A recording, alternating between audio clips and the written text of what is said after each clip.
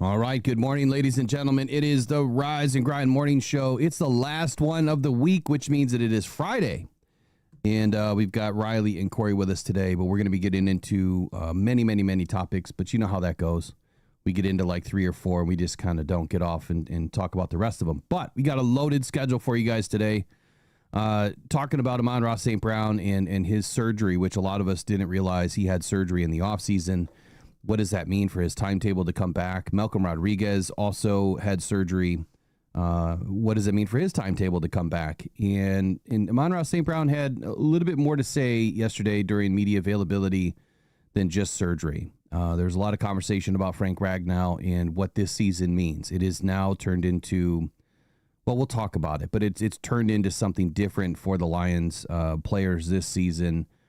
They've got a little bit of a chip on their shoulder. I would say a boulder on the shoulder at this point. Trey Hendrickson, is he coming to Detroit? We've had a few conversations about this.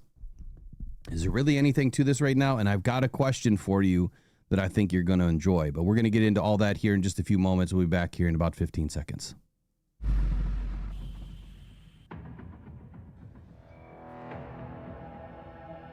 Adam Schefter at ESPN says there's 275,000 people. Well, that was some party in downtown Detroit. 775,000 people shattering the NFL draft attendance record.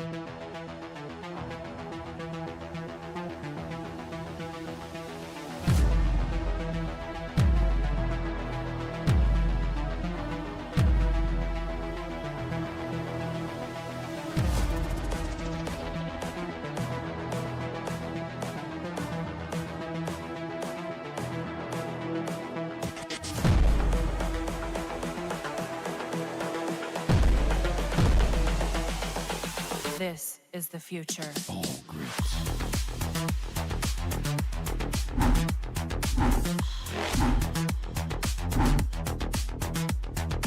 Evolution.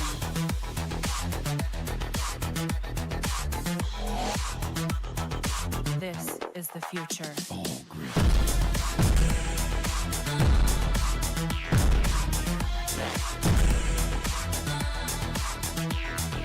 Evolution.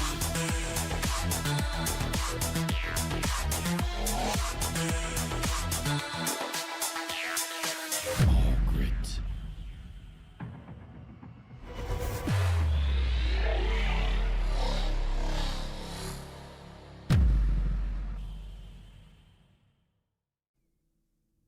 Riley, Corey, good morning. What's happening?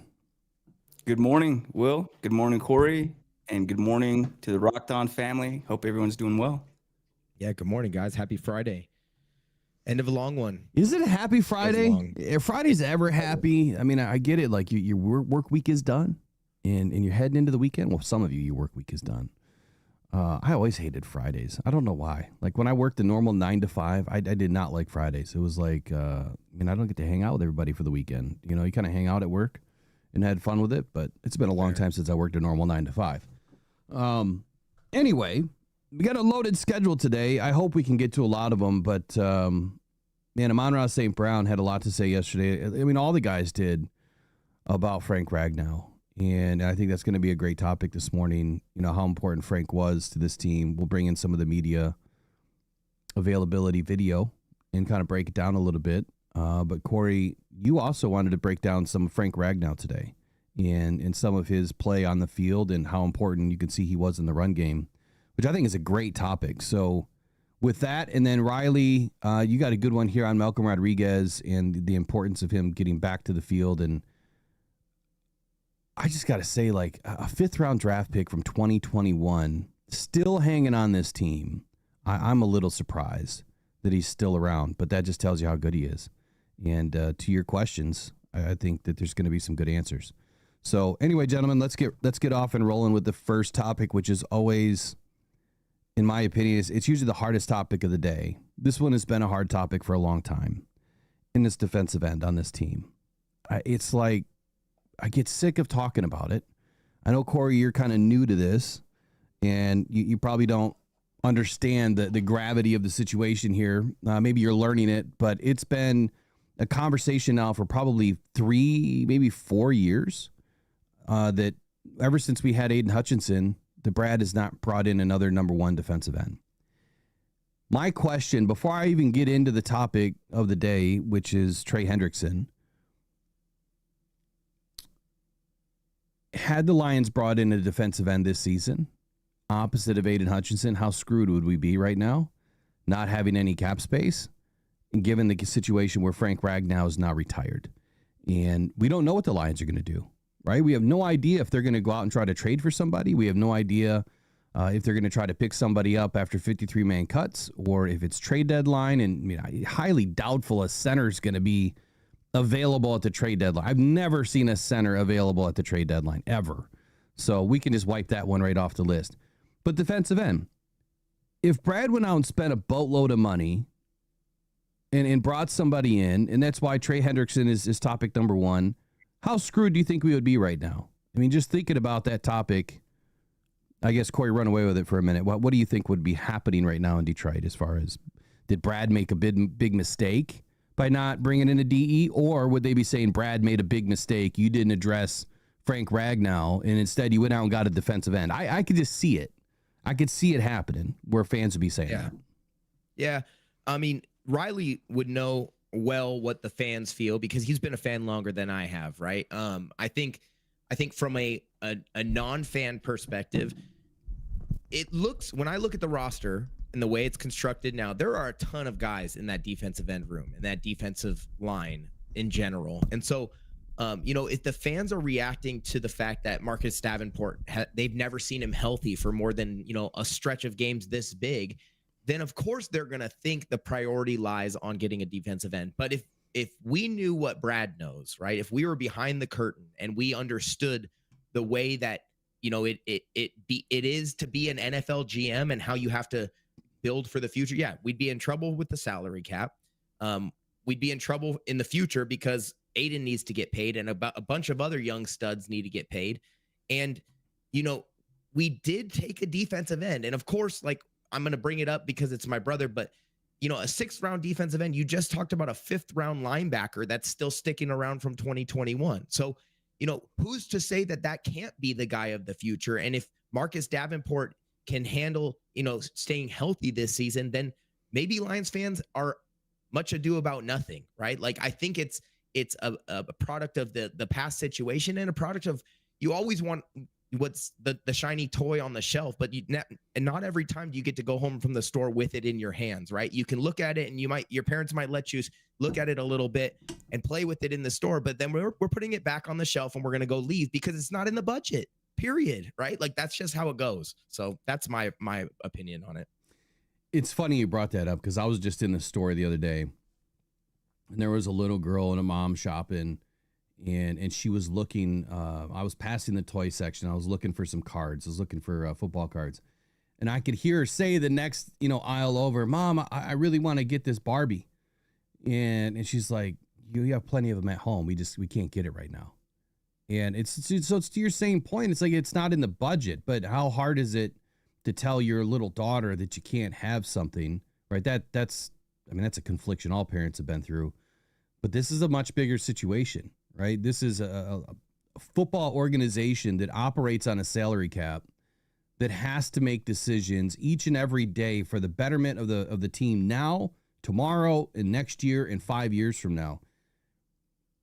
I get that everyone wants to have another defensive end opposite of Aiden Hutchinson drafted in the 1st round, but I'm going to say this. Why does it matter where they're drafted?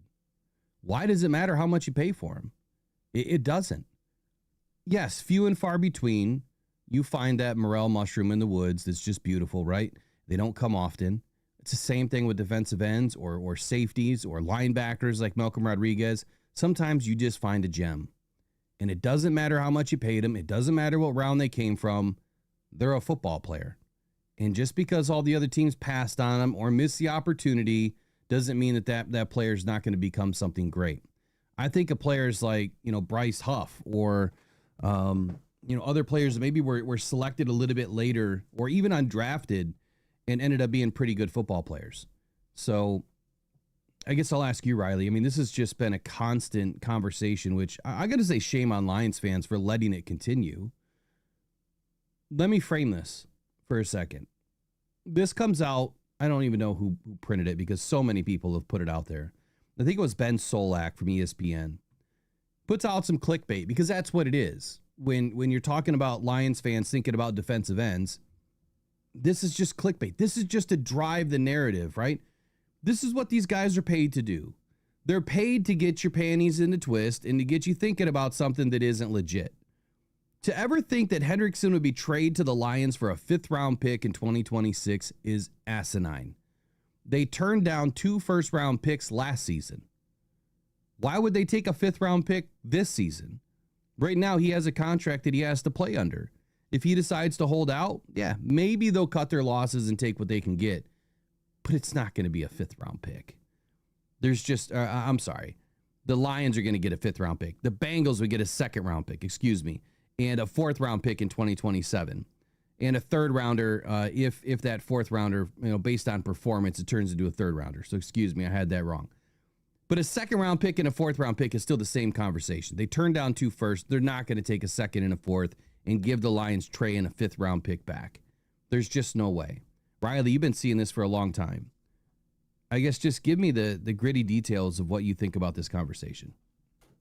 Yeah, it's one of these conversations that just never seems to change. And I kind of wonder for other teams, sometimes I'll just be, thinking like, what are the Atlanta Falcons fan base? What's their kind of hitch? What's the thing that they're complaining about?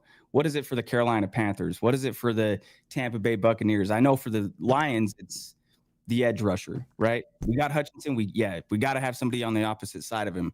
And we may have somebody on the opposite side of him. And Corey, I thought you had a tweet yesterday that I thought was really well written. And I thought it was a good point. I don't mean to put you on the spot, but yeah, as it pertains to, and I see your brother's dad in here. He was asking about how Ahmed's looking.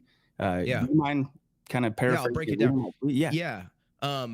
Well, Dan Campbell, when he was asked in his press conference yesterday, how's Ahmed doing and how, what's he look like? And Dan prefaced the entire conversation. He said, it's with the O and the D lines that you don't really get a good look during OTAs because they're doing like walkthroughs, right? You don't have pads on, so you can't really get a good gist of what they can do. And so I put out a tweet yesterday that said, how do you know who has it, right? Like, because OTAs are gritless, it feels like, right? You can't do what Dan Campbell wants to do. And I remember watching the Hard Knocks from 2022, and he's basically telling the guys, like, you got to tackle, and I care about you. I want to protect you, but like, we got to play football to show that we can play football, right? If we're going to have a war of a season, right, we better go to battle and put train like we're actually in battle, or else we're not going to be ready when it comes time. And so that's what I basically said in my tweet yesterday. Like, they are going to get after it in training camp. Like, Dan is going, if he hasn't had a chance to see what he has yet, how do you find out? You make him go live, and live being like, let's buckle up the chin straps, let's put the pads on, put your mouthpiece in, and like, go get after it, because that's the only way you know who has the dog in him. And I can promise you, Ahmed has the dog in him. Like, that's when he shines the brightest. And I said, it's like, football's like music, right? Like, the best, like the real stars and real talent is not found during a rehearsal or, on a social media post that's been edited, right? It's, you make them play live, and then you see what you got. And that's what's going to happen during training camp. So he said some other things about Ahmed, smart guy. He's not miles away. He's raw. But he was basically saying, like, you can only see so much during OTAs. And that's what we know about football. This is a violent game. And unless you're doing it, full speed, then it's not really a good representation of what somebody can do. So it'll be exciting. I can't wait to watch training camp. So let me expand on that a little bit, because I feel the same way, and here's what's going to happen. Okay, here I can already see it. Just like I put out the headlines the other day before the headlines came out. In training camp, you're going to hear Ahmad Hassanin is struggling. You're going to hear that. Someone's going to write it, and he may not be, right? But someone is going to drive the narrative because he was a 6th round draft pick and they wanted a 1st round draft pick. So someone's going to start the fire somewhere. The other thing that I'll say that pointedly here, he's going to be going up against Penei Sewell and Taylor Decker. These aren't like bad offensive tackles. Penei Sewell's, I just went over it yesterday, the best right tackle in the league, at least graded by PFF. And I think he's going to be even better this year. And I don't even know how that's possible, but he will be. Taylor Decker, yeah, he slid off a little bit. And he needs to get back to work this season, but that doesn't mean that he's an easy win. Like he's got real long arms, he's got a tall frame, he's a strong dude, he's got that dad strength now. And it's not an easy win. So Ahmed, he's going to have his work cut out for him. Now, if he is the fourth pair to be going right now, or the third pair to be going right now in that depth chart, yeah, he'll end up going up against some of the other tackles. Okay, put Giovanni Manu in there. Someone try to move a 6'7", 350-pound man that's got arms for days. It's not going to be easy. You know this, Corey. Iron sharpens iron, right? When you go up against some of these guys that are really good, immovable, impenetrable, when he goes into a game and he's going up against lesser quality of a tackle, he's going to shine. So, yeah, he may not pop off the page right away. And the same thing happened to Aiden. He didn't pop off the page, and he was a second-round pick. He struggled his first season against Penei Sewell and Taylor Decker. He did not have an easy first camp. Nobody does. So I want to put that to bed right now, because I can hear all the narratives late, especially another channel that I know just talks so much crap about this team. And I don't even know why people are subscribed to it, because all they do is talk crap about this team. But you know what? Negativity sells, I guess. I think I'm going to start another channel that's just going to be, maybe it'll be called Negative Nancy. I don't know. Or All for Clicks. All right. So let's wrap this up. Trey Hendrickson coming to Detroit. Not going to happen, especially when you're looking at the situation that we're in with the center and Frank Ragnow retiring, and how many other important positions on this team would be needed before another defensive end. How many guys do we have on the defensive end depth chart right now? What, 8, 9? So many. I just made a list the other day. There's so many names in the defensive line room. It's crazy. And to say that we've got a first-round pick in Marcus Davenport, I think it was number 18th overall, 2018, 2017, somewhere around there. If he can just come back to be, even 80% of his best season ever, that's great. Like, that's going to be really good. If he can play at least 10, 12 games this season, I'm hoping he can play all of them. But if he can play at least 10, 12 games, that's a big win. But behind him, you have Josh Paschal, who's hybrid, right? But he's that big end, style of a defensive end.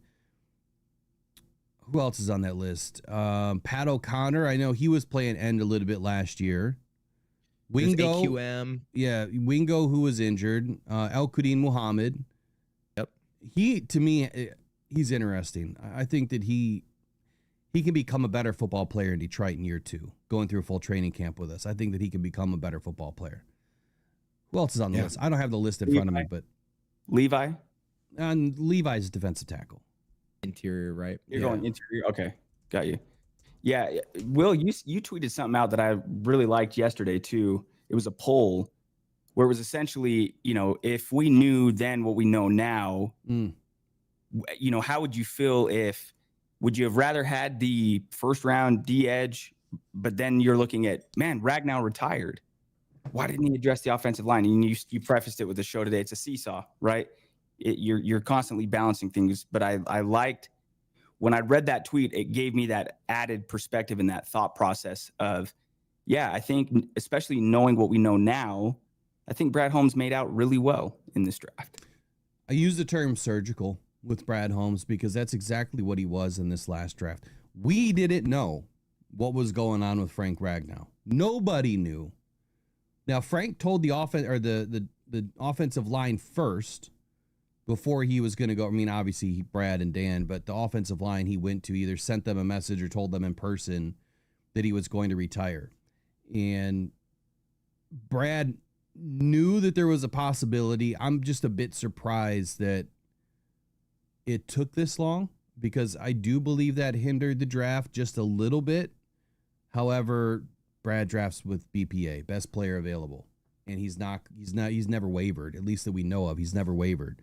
And then he ends up grabbing 2 offensive linemen this year, which I said it yesterday and last night. I don't think that it could have been a better a better draft for the way that it's turned out. Depth chart, yeah. Aiden Hutchinson, Josh Paschal, Mitchell Lagoud, Nate Lynn, Marcus Davenport, Al-Qadim Muhammad, Ahmed Hassanin, Isaac Ukwu. And you've got other guys, right, that are just not on this list right now. But Makai Wingo, he's a dual player. He's inside outside hybrid. Miles Adams can play on the outside too. Let me jump in here, Will. You said I watched you talk when you were calling the Tate Ratledge pick in the second round on Media Row during the draft. You were talking about how, because I couldn't help but notice that you said that they were going to go for an edge probably in the third round because they were slipping. Because they were all slipping, right? And I was watching that live, right? Being the brother of an edge that was going to get drafted, I'm sitting there like, why are they not drafting edges? Like, and every team, if they draft an edge, then they're probably not coming back later to draft an edge. So I'm checking them off the list and stuff. And I made the comment the other day, Landon Jackson, right? Went in the third round, I think, to the Bills. Okay. So here's my thing. If Brad thinks that Ahmed can be better than Landon Jackson, right? Which I believe he can, right? Because the first time Ahmed ever touched a football, he was not doing the bag drill like Landon Jackson's. That was terrible. So I don't care when. Terrible video. I don't really care when he learned to play the game. He's never looked like that on a football field ever. So I'll put my money down on that. Like I know the eye test, and that did not pass the eye test. If Brad gets a sixth rounder who he believes after a year or two of development can be a third rounder, talent wise, then again, like we're arguing about nothing. We're arguing actually about his surgical skill, right? When we're like the ignorant sheep that are just like, give me a first rounder, right? Like, come on, like what's happening, dude? Like he's like, no, dude, just stay in the pasture. We got this. Let me handle it, right? Like, come on, dude. Like you make a really good point, because it's not so much of, like I've always said, who cares where these guys are drafted? They care because it's money to them, right? They care because it's status to them. But to the team, it's like Brad always says, I'm going to grab the best football players. At that time in the draft, I'm going to grab the best football players. Brad, I'm sure, had some other options that were on his draft board that he would have loved to have taken earlier in the draft. Sure. But I think that they were gone. I can almost guarantee that if Brad would actually tell us who was on his list, that Shamar Stewart probably was on that list in the first round, and he went exactly where I said he was going to go. And I'm not surprised. So when that draft changes your big board, it changes everything. Well, to your point, fantasy, though, right? Yeah, but to your point, it's so what? He's drafted in the sixth round, and if you get third round value out of him, I don't even know how to equate that. But I mean, we've seen third rounders not even play. My thing is, he's going to have to beat out some of these guys, and I think that he will. I think it's going to take time, but you just said something too that I think Lions fans need to resonate with. 1 to 2 years of development. It's not to say that he's not going to get some playing time this year, but 1 to 2 years of development. How many of you wrote off Kirby Joseph when Brad Holmes brought him in, and now he's an all-pro leading the league with interceptions? The media wrote him off, all of them, and Brad pointed that out this last season. Same thing with some of these other guys, Aleem McNeil, and nobody thought that Aleem was going to be any good. And here he is as a top 10 defensive tackle in the league. Malcolm Rodriguez. I mean, there's plenty of guys on this list that you could go through and say, nobody thought these guys were going to work out. And we've got 7, 8, 9 guys on the defense that are literally top of the league. I'm sorry, go ahead. You were going to say something. Yeah, Riley, go ahead. I was just thinking Amon-Ra St. Brown goes in the 4th round. I remember Brad Holmes saying when they finally took him, he's like, well, now everybody can back off because now I've taken a receiver, right? In that draft, very few people, I don't know anybody that thought he would be this good. But if you think about it, the day after that draft, nobody's like, oh, well, he took a receiver because they needed to fill the position. But imagine how most Lions fans, how would you feel if you got a tweet today, Amon-Ra is retiring? You'd be devastated, right? But that's not how you felt when he was drafted. as a 4th round pick on a team that wasn't supposed to be good, that had no offensive weapons, hardly any offensive weapons. So yeah, the value is, Yeah. it matters to us. It's a perceived value, but the ROI on some of these players is obviously different. It's perspective, guys. Like, it's the long game. We just see what's right in front of our face. I love fantasy football because it gives you a chance to like pretend, right? Like, it's called fantasy football for a reason, right? You get to pretend you're a GM, and maybe some of the people in the chat have played fantasy football before. And there comes a time when you're doing a draft, right? And you're playing with hopefully it's your friends that you know, and they have some stupid strategies and they might throw off the entire draft. You might have a strategy going into it where it's like, I'm going to go running back and receiver early. And then all of a sudden the guys take all the running backs or take quarterbacks early, and you have to shift your strategy to fit because the people around you are doing different things. We do that in fantasy and we get it wrong, but every year in fantasy, there are guys you find on the waiver wire that end up being starters, right? Like, it's a little microcosm of what happens in the NFL over years, right? You get guys later that somebody didn't evaluate correctly, or somebody didn't see the value in, or someone didn't want to put the work in to develop them, or didn't have the time or space or cap or whatever. There's so many variables that go into this that we don't know or don't see. And then Brad makes a great pick in Amon-Ra or in Ahmed or whoever, right? And then they come back in 2 years and repay their value tenfold, right? And then he looks like a genius. And we all forget about, like, to Riley's point, we forget about what we were thinking just 5 minutes ago.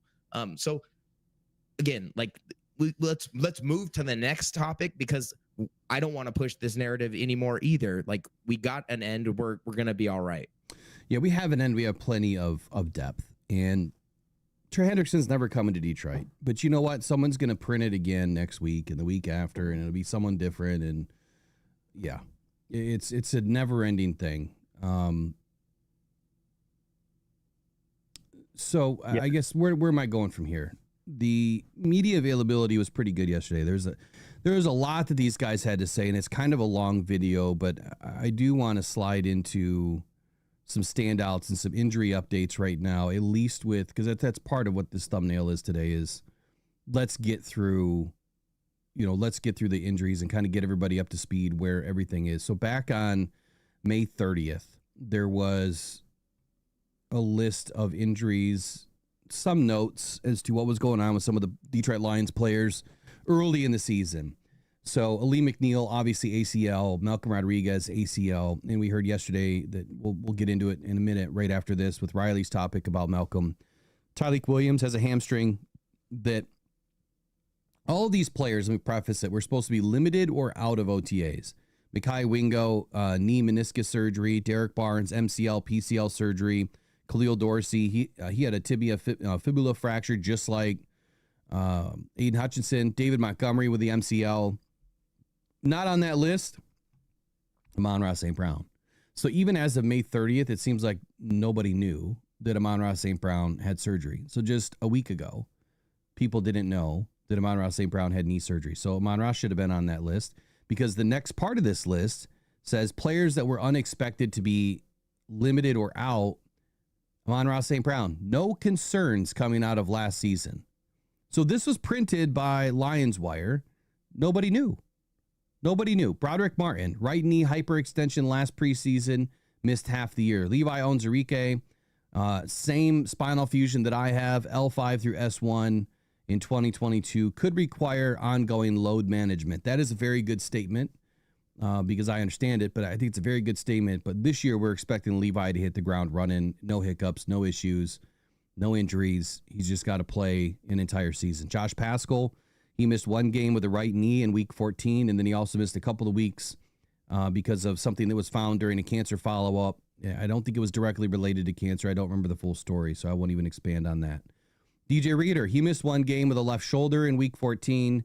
Jack Campbell played all the games last season. During OTAs, he stated that he had a minor hip operation this offseason that shouldn't be a concern going forward. Terrion Arnold had minor right foot injury in week 18, and he hasn't been in OTAs, to my knowledge. Brian Branch had multiple minor right leg issues in the second half of last season. Miles Frazier was healthy coming out of college. Kenny Yeboah, which I think he's going to be a dog. possible core muscle injury in 24. Miles Adams, clean medical history. Isaac Tesla, healthy coming out of college, no concerns. Sione Vaki, missed one game with a right knee in week 9 of last year. And then notable players with full participation at OTA. Aiden Hutchinson, the lack of a limited designation sends a clear signal that he'll be ready to start the season following his fracture 7.5 months ago. Remember, that's a 12-week surgery and recovery. We're way past that point now. Marcus Davenport, still wearing a left elbow wrap at OTAs from his reported triceps rupture 8 months ago, but he should be ready for the season. I think that, a lot of these guys wear these things. You want to keep the blood pumping as much as you can, keep the blood in that area. And by wearing, some of these wraps, it helps that. Amik Robertson had a left humerus fracture. He's fully healed, and we heard from him yesterday that he should be out there pretty soon. Ahmed Hassanin, confirmation that his right ankle injury from college is a non-issue. Is that something you can expand on? Yeah, he rolled his ankle against Penn State, and everyone saw it. It's like, he's gonna be all right. Trust me, my guy is not injured. All right, Ennis Rakestraw, hamstring that caused him to miss the last 2 months of last season. He's healed up. Graham Glasgow had a knee issue last season. Is hopefully a thing of the past. And then Pat O'Connor had a calf injury in week 18. He is now fine. So that was on the 30th of May. And then the most recent update yesterday, the 5th of June. Well, we knew that Frank was retired. Tyleik Williams hasn't practiced. He's done a little bit of the walkthrough, but he hasn't really practiced. He's been grinding in rehab. So I didn't really think that he had an issue. I mean, the suspected hamstring strain that he suffered back in March at his pro day, Tyleik said that he was fine, but clearly the Lions have a bigger purpose for him and obviously see a bigger need for him for this season because Ali McNeil's out. So they're doing baby steps with him. Riley, any thoughts on this, issue, and then kick it over to Corey? Yeah, nothing that comes to mind particularly. I mean, this is kind of all stuff that we expect, I guess, this time of year. So a lot of this I wasn't aware of. Certainly with Amon-Ra, I didn't know any of that. But time of year we find out about these things. But Corey, what are your thoughts? Yeah, I would just remind people that these are the guys that have like top of the line access to everything. So if you're a finely tuned athlete, right? Like you're going to make sure you're finely tuned. How do you get that? You get cleanup surgeries, you get little procedures here and there to like make sure you're right going into the season. And how do the coaches make sure you're right? They don't put you through unnecessary stuff, right? If you're if like what I said earlier, if OTAs are really basically glorified walkthroughs, then I'm not going to make my guy who's, recovering or coming off of something go through that. They can, Tyleik can get all the mental stuff right without having to go through. He's in all the classroom activities. He's in all the, Aaron Rodgers was on a video the other day, and he basically was saying like training camps kind of suck. They used to be hard, but now they're just all mental. Now it's all like, because they've taken away the physicality, no double days, no stuff like that. It's like, it's kind of even worse now for these dudes that like, they have to just focus their minds. And so if you can take away some of the other distractions and physical toll and just focus on the mentals, then that's what you need to do to be ready for the season, then who are we to say differently? But yeah, I think training camp will be the real measure of who's right and who do we have to start preparing for maybe starting the season without. But that's that's a month and a half away. So I like the point there that if it's unnecessary, I mean, everything's necessary, but if it's unnecessary, meaning don't put these guys through things that they don't need to be going through, let them heal up. The season is where we need them, right? And I think that's a big part of this too, is these guys need to be ready for camp. And you want to let the younger guys, the UDFAs and the guys that you brought in to fill the back half of the roster, give them all the reps and the time. The guys that have been here that know what they're doing, they're okay.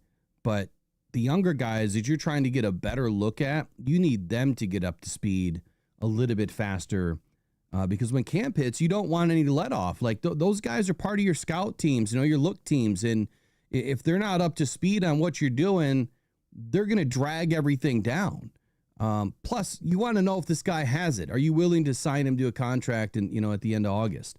So Ennis Rakestraw was another guy that he's fine. He's good to go. And Brad did say that he's going to keep him on the outside. There's no reason to put him in at nickel. He's going to fly on the outside for this season and see how good he does. So I think he's probably third on the depth chart for outside corner. He's got an uphill battle. I mean, Avonte Maddox, I think, is going to be an extremely good addition to this team. I'm almost thinking that the Lions are going to keep one extra corner this year. And it's possible they're going to have to figure out how they're going to do it because they need to keep one extra offensive lineman now this year. But Malcolm Rodriguez. So, Riley, let's start rolling into Malcolm, getting in through all these injuries and updates. We've kind of gone through it already. And then after this, I want to talk about Frank Ragnow in the media and what happened there and why you're not seeing any of them print anything. So, Malcolm, what's going on with Malcolm Rodriguez? Yeah, absolutely. And before I get rolling on that, do me a favor, chat and audience, please hit us up to, what are we at now? We're like in the high 30s. We've got 75 people in here watching. If we can get that up to at least 50, appreciate everybody. For the likes? For the likes, yeah. And then here with Malcolm, this kind of came up to me now. My thought on this is it reasonable to anticipate the same level of production from Malcolm when he gets back? So when I was listening to Dan Campbell yesterday, I was thinking of the Hard Knocks moment from Kelvin Shepard during Malcolm's rookie season. We see him at the time. Shepard's the linebackers coach, and he's showing him film, and he's like, I'm tired of talking about this rookie. And he's saying that to the veterans in the room, saying, guys, this is a rookie, a 5th-round pick who was constantly in the right place at the right time, making the right read, being where he was supposed to be. So then I start thinking, well, it's clear. We know that the coaching staff loves Malcolm Rodriguez, but his position coach, who loves Malcolm Rodriguez, is now the defensive coordinator. So we start looking at, Malcolm's production, which is far outweighed where he was drafted. Dan Campbell says he's not going to be starting the season. This was yesterday when Campbell was speaking at his press conference. He was asked a time frame for when Malcolm would return. He said conservatively November. That's probably the best way to say it. Probably November, somewhere in there. So again, for you guys, what do you think? Is it reasonable to anticipate that when Malcolm comes back, is there going to be a let up, or is there going to be any rust, or do you think he can come back and just get right back into playing the role that we've known to come to expect from Malcolm Rodriguez? Corey, why don't you give us an answer here on coming back from injury? I don't know if you've come back from an injury, but you've seen plenty of players do it around you. How do they play? Yeah. What's really expected of them? And I guess before you answer it, what I've always said about major injuries, if it's like a, 10-month thing, Achilles, something like that, ACL, I always said that their next season, depending on when they come back, if they can't hit training camp fully, then I call it a throwaway season. Like, don't expect them to be who they were when they got injured. So if they were at the top of their game, one of the best athletes in the game, I've always said that next season's kind of a throwaway season. Don't expect a lot. And it's been proven time and time and time again that their stats don't hold up. They look rusty. So what do you think about some of these injuries? And I'm sure it's player specific, right? Everyone's a little different. But how do you think it is? I think it really comes down to who the player is, what their skill set is, right, and what the injury was. It's a multifaceted answer here, but the more serious the injury, obviously, the more time it takes to rehab, the more time it takes. You're not just rehabbing and going and sitting at a desk, right?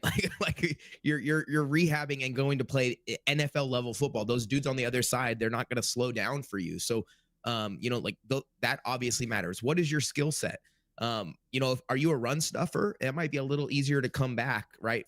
And do rather than, dropping back in coverage and covering a slot guy. Like that matters. What's your mentality like? How have you attacked rehab? We know that Malcolm Rodriguez, right, jumped on the scene because of what Riley was talking about, right? Like his nose for the ball, his nose for being in the play all the time. And like, that's a cerebral thing. To like your point about, I forget who we were talking about the other day, but it's like, Anzalone, and I got to give Anzalone his respect, right? Like I didn't mean to, I made that like kind of a trolling comment, right, about his like social media post. But dude is a dog on the football field. Like, you don't have to question those things. And that's the same thing with Malcolm Rodriguez, right? He's a dog on the football field. And so if he can do it physically, he will do it. I have no doubt that he will come back and do everything in his power. Now, will his body allow him to get to that same level? I think, to your point, Will, like, everything takes time to get back, get back to that same. And the real question is, will he ever get back to the same, like, recover fully from the injury? Because those are questions like you see sometimes they don't. Like, look at Frank Ragnow, right? Like he's 29 years old and he's retiring because of medical and injury problems, right? So like, you can't say that, you know, injuries don't matter. But thank goodness we're in a day and age of medicine where like the surgeries are, you know, they're coming back faster than ever, right? They're coming back stronger than ever. We have better rehab programs. They have everything at their disposal, from injections and blah, blah, blah. You know, like, I'm not saying anything has been done. I don't know any information, but these guys, like I said, top of the line athletes, the best access to the best medical personnel and surgical procedures and all these other things. Trust the process. And there's a reason these guys made it to the NFL. It's not because of just their physical, you know, a lot of people have physical gifts. It's the mentality part of it, and how they attack their rehab and their injury and their confidence coming back from it and trusting, you know, the injured body part or whatever. It's a huge factor. So we'll see. I think Malcolm's going to be good though. His role on the team, you never know where we're going to be when he gets back, right? Like, you never know who's going to be filling a spot or doing whatever. So I can't predict his production, but I can tell you he's probably attacking rehab and attacking getting back after it, just like he did when he was coming out of the draft. Yeah. So yeah, it's each player does his own thing, right? I mean, I think it's spot on to think that it's going to take time. Why is my memory escaping me today? Because there was a player that came back last year that we were going up against in a game, and I said, I'm not expecting anything out of them. Was it Aaron Jones? Might have been Aaron Jones that we were going up against, and I did not expect him to do a darn thing in the game because he was just coming back from injury. Might have been Aaron Jones. You guys can correct me later. But to a lot of players that we've gone up against, I've always known, or at least seen, you know, where it takes time for them to get back and to be themselves again. Jameson Williams is one of them. What we saw in his first season was not good. So he came back. He had about 6 games left on the season to play. He wasn't prepared. He wasn't taking the mental reps, and you could tell. And there were some things that were said in press conferences by a plethora of coaches and commenting about Jameson Williams in a way, in a nondescript manner that didn't really throw it in his face, but kind of making the point like you should be prepared. And then there was times where, you know, he's yelling at coaches behind the scenes, you know, on the sideline, which I saw firsthand while I was in the stadium, and also some clips on TV. So he wasn't really ready. He wasn't prepared. You could tell that he didn't trust his leg yet. And then his first full season the next year, I believe he was suspended for a little bit that season. And then he gets back and he starts playing. And there was a specific play, and now again, my memory escapes me, but he goes up, catches the ball. He's on the right sideline. He comes down, what looks like hyperextends both of his legs underneath him. And you could tell that immediate impact to him was like, oh shit, what did I just do? I think I'm hurt. And then he like rolls off, and army crawls off the sideline. And I'm thinking that's not good. But then 2 minutes later, you see him jogging up and down the sideline. And I'm like, that's the point. That was the specific moment in his career that he's come back from this major injury, and then this happens, and he's like, I'm good. Like, I feel great. I'm ready to roll. Mm-hmm. You know what I mean? So it was like the aha moment where he could finally trust his leg again. Now, I'm speculating, right? I don't know this firsthand because I don't think anyone's ever asked him how he felt after that. I don't think anyone even caught it, maybe other than me, when I was the only one talking about it. So I think that was a big reason why he started to trust himself again. And then you started to see the, Jameson Williams really start to blossom. So yeah, good stuff. I think that no matter what, when these guys get back, like Malcolm being a linebacker, you know, he has to be a tackling machine. He's usually not dropping back into coverage a whole lot. I mean, he does. He has to at times, but I think he's going to be okay. But this is a major injury, and he's coming back after training camp. He's not able to go through it. It's a throwaway season. Who knows if he's even going to get brought up? I expect the Lions to park him, at the injury, reserve designation, probably until the last few games of the season. And it is what it is. That's why we have the depth that we have right now. So, Brian, you're going to say something there? Yeah, no, just interesting takes too. And again, because the things that we love about Malcolm, being in the right place at the right time, injured knee or not, that trait still exists, right? So, but again, yeah, it's one of those things of it's going to depend on how the team's playing. It's going to depend on how that linebacker room's playing, obviously, in particular. And that may be the case. So maybe we don't have this expectation of, oh, he's just going to jump right back in. I remember in the NFC Championship, he, got thrust in the game and then had a pick. It's just like, dude, this guy's just like reliable. He always makes a play. But yeah, if there's somebody that's going to be given that opportunity, I feel like it would be a Malcolm Rodriguez, especially again, because we know how much Kelvin loves him, but it's going to depend obviously on how the team is performing and playing. So we may not see that Malcolm Rodriguez, but we may not need that Malcolm Rodriguez. Yeah, I think that's a good point. Like we have enough depth right now. With Alex Anzalone out, I mean that's the wild card. And then to McMiller in the chat, I thought I saw the last name McMiller. I didn't see the first name, but yeah, it's always Slim Shady up in here. It's always Slim Shady up in here. He was saying, I'm not even going to repeat what he was saying, but if you see him in the chat, you'll see what he said. But yeah, I think people know by now. Anyway, so let's move forward. We've talked about, some injury returns. We've spoken about OTAs and the players that started off, with some injury designations to kind of start OTAs. So let's talk about St. Brown for a moment and then kind of wrap this up on injuries. So St. Brown said a couple of things. Number one, quote, I had surgery on my knee after the season just to clean some stuff up. So I've been rehabbing that, but I should be good to go for training camp. St. Brown then followed up, or following Thursday's practice, St. Brown, entering his 5th season, one of the league's premier receivers. I saw this injury. I remember, I don't remember what week it was, but I saw it happen. I think he missed part of a game or part of some reps in that game, but he still played. Might have been week 14. Let's see if I can look it up real quick, because for whatever reason, I don't have the link. See, that was kind of threw me off a little bit yesterday, because I was like, man, I swear I think about this team like 90% of the time that I'm awake, but I couldn't remember when Amon-Ra was. You need some better hobbies, brother. What's funny, man, is if I'm watching a game, and this is like one of the things that's weird about me, is like, dude, I'm commentating and I'm calling out injuries and I'm doing like everything live. And so, and I'll see stuff that nobody else will see. So what I don't know what he did, but a knee contusion, Art jumps in. And I was going to just say, it's like, dude, I've gotten tackled where I fell on my knee. And these guys, if you notice, NFL players don't wear knee pads anymore. And I would always tell my high school players, like, those ugly knee pads are not if someone's helmet is going to hit you. It's for when you go down to the ground, right? So your knee doesn't impact the turf directly or the grass directly, right? Because you get a contusion, you burst a bursa in there, right? You damage, and all of a sudden it swells up. It hurts like a you know what, right? Because it's swollen and there's like pain in there, but you could play through it because you're a dog, right? Like you're a football player and you want to look cool and not wear knee pads. So like it could happen at any moment, and then you wouldn't even see it if you're just like an average fan. And if it doesn't come up on an injury report or anything like that, like then you're never gonna know. But trust me, the player knows when it happens, right?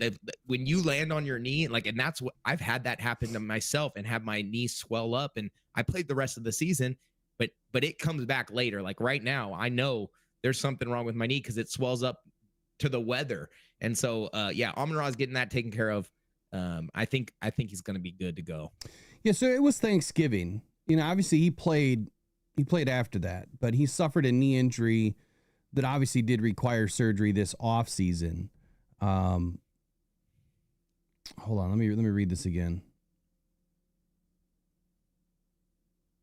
Yeah, from that Thanksgiving game, there's things that I recall, and again, Amon-Ra getting hurt's not one of them. It was mostly the 32 seconds, 30 seconds, 25 seconds. And Corey, when you mentioned watching games and picking up on things, hopefully this year we'll be able to get you and Will doing a live stream during one of these games, because I did a few of them with him last year, and he's calling stuff out.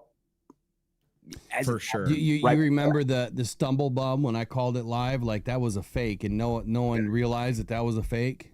Yeah. And then it came out after the game that was a designed fake play, the fake fumble. My heart skipped a beat. I'm like, oh, dude. And we were trying to time it up, but I was like a play ahead, so I'm trying not to react. And I'm thinking, oh man, what a relief. And they scored a touchdown on it. And Will's just sat back in his chair. He's like, oh, that's a good play. That's a good play. That was a good design. And I was like, that's funny. Are you sure? Yeah. And are you sure? Are you sure they didn't fumble the ball? Like, no, that was designed. Like, oh, they faked it. Yeah. So I'm missing some information, but I want to say it was a Thanksgiving Day game. They're talking about a contusion. And I think you just mentioned that too, Corey, but he had a contusion and cramping going on in that game. It was against the Bears, I believe, on Thanksgiving. But anyway, he was fine for the rest of the season, but he just manned up and went through it. You know, it's just to your point, he's a football player. That's just what they do. Yep. And that's part of the reason why Frank Ragnow is where he is, right? Now he's at home with his family because he's a football player and because he was just tough as nails. And it led to this. You know, I guess the transitioning here into Frank Ragnow and kind of what what Dan Campbell said yesterday, I'm not surprised. He straight up looked at the media and had a tough comment for him. And I'm glad that he did it. So when Dan Campbell pushed back at the media at the press conference, initially, what he says, it was disrespectful to make up all of this contract stuff about Frank Ragnow, because that's not what it's ever been about. Ever. They've had great communication with Frank. This is a culmination of injuries leading up to a final decision that Frank just couldn't go through it anymore. I mentioned the other day, the plate, it's that patella plate. If I remember correctly, patella plate, if that even makes sense. No, it's not patella plate. It's plantar plate. The plantar plate. So that plantar plate has no cartilage left. And a while back, a couple of seasons ago, we saw it was an X-ray or an MRI, it's something that was leaked where you could see the damage that was done to it. I probably wouldn't even want to play on that. But he played through that and everything else that he's played through, and that's why he made the decision that he made. Now, why is this important? Because, the media usually prints, outside of independent media, they usually print everything, right? Everything. Well, how come not one of them is printing anything about Dan Campbell saying that they were all wrong making this shit up? That's why I do what I do, right? That's why I care about truth and transparency throughout the media. Someone started this. Now, I'm halfway at fault for commenting on it, but I'm glad that I did what I did in my show or it was my video, whatever it was. I think it was a live show that I was by myself, where I commented on it and I said, listen, did anyone talk to Ragnow's agent? Did anybody talk to Ragnow personally? Because if they haven't, I didn't believe it was about a contract. The executive that I spoke with simply said he didn't believe that Frank Ragnow wanted to be the highest paid center in the league. But if there was to be a contract situation, this is how they think that they would handle it. It was never about a contract. Ever. It was about the injuries. And we spoke about that too. So I'm glad that Dan Campbell said what he said and kind of clapped back at the media, because I think that some of the people in the media around Detroit, they're just out of control. They're just printing clickbait crap because they're getting paid for clicks, and they're not printing stories. And then the thing that I'll say is there's some really good journalists, writers in Detroit, around Detroit, that don't print clickbait. And they get the most clicks out of anybody because they know, as fans, when you click on their article, you're going to get really good, wholesome information, factual data that is always reign true. And that's Justin Rogers, in my opinion, the best writer out there for Detroit Lions sports. Colton Pouncey, I think he does a really good job for The Athletic. sometimes he writes some of that stuff that's a little clicky, but I think, by and large, he does a really good job. So Dan Campbell, clapping back, good for him. Good for him. Did you guys catch that? You're muted, Corey. I think you're muted, Corey. No, we got no audio from you.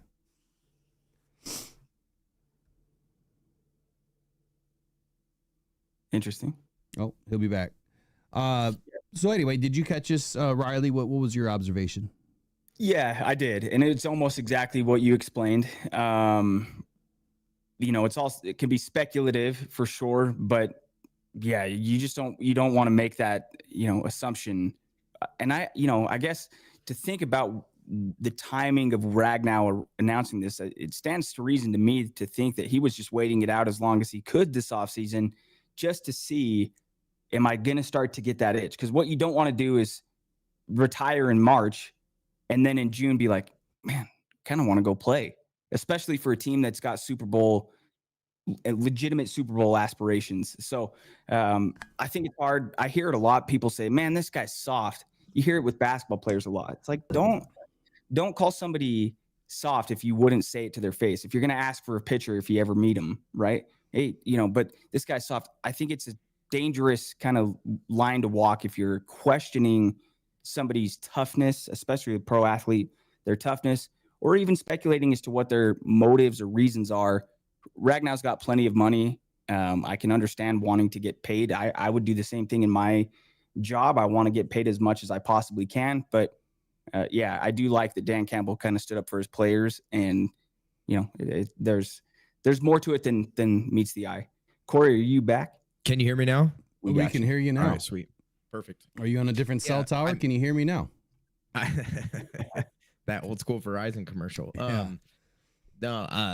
I think I heard a brief comment about that Dan mentioned, that it was never about that. And I think you're right. Like, people are going to assume what they assume, and then they're going to write about it because the internet is the internet and everyone gets an opinion and can write whatever they want. And some of them get paid for clicks, like you said. So we just have to do our best to discern what's true and what's not, and not assume anything, and let people tell us exactly what the truth is and take it for what it is. So yeah, I'm glad Dan called us out a little bit.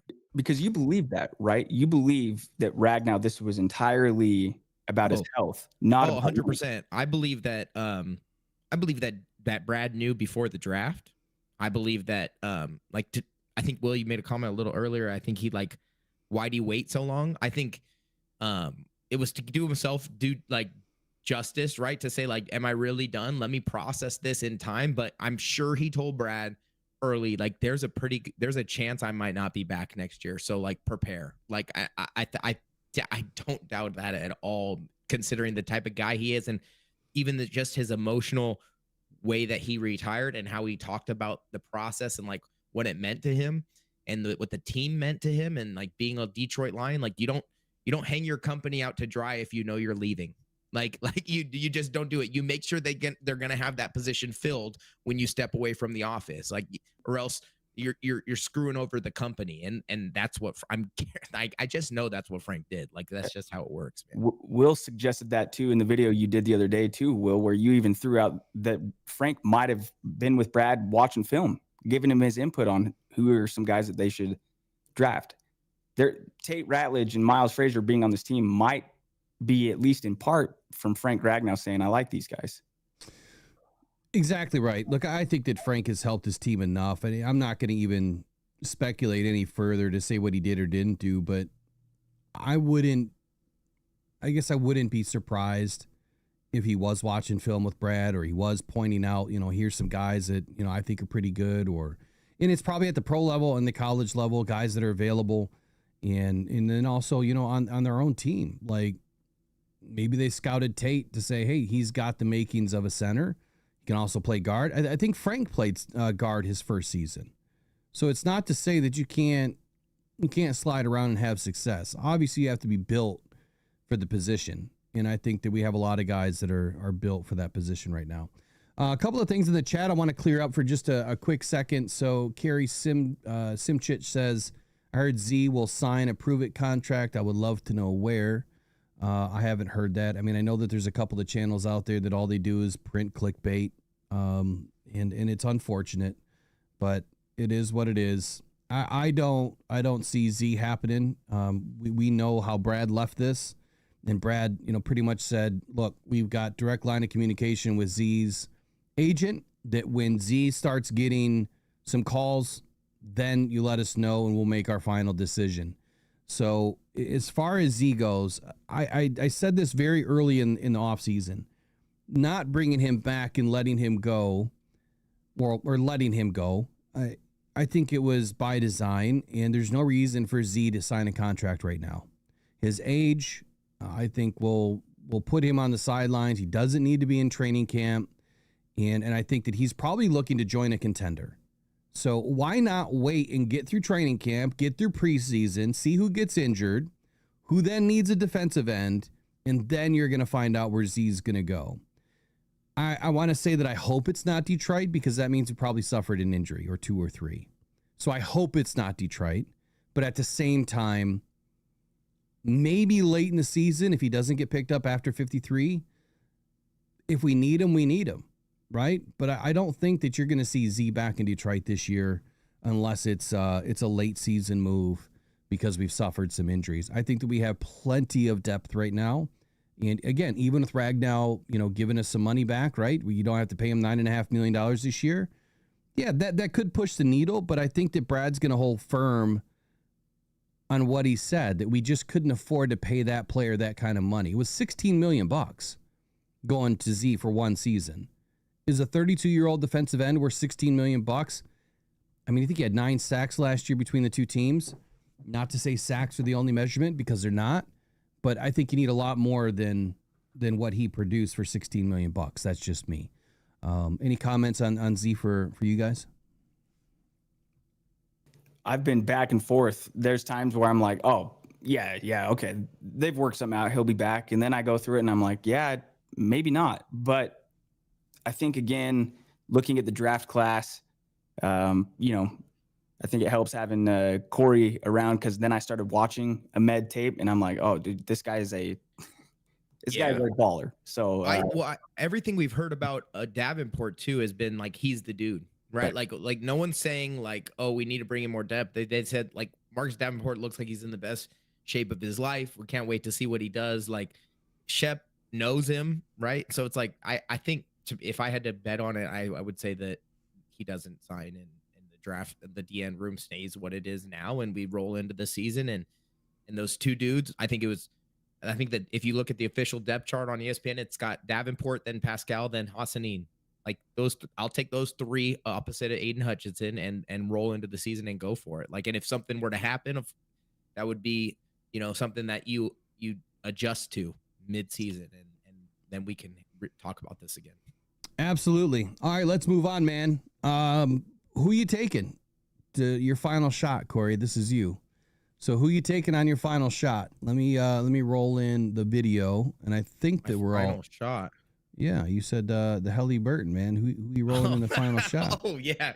Well, yeah. Let's watch that video. I don't know if all the fans got to see it, but the Indiana Pacers, not Indianapolis. That's the Colts. Indiana Pacers are playing the OKC Thunder, and so the Lions media team asked all the players as they were coming off the field, one of those, walk by the camera and give me your take. And they said, who you got in the finals? And I hadn't heard all the guys.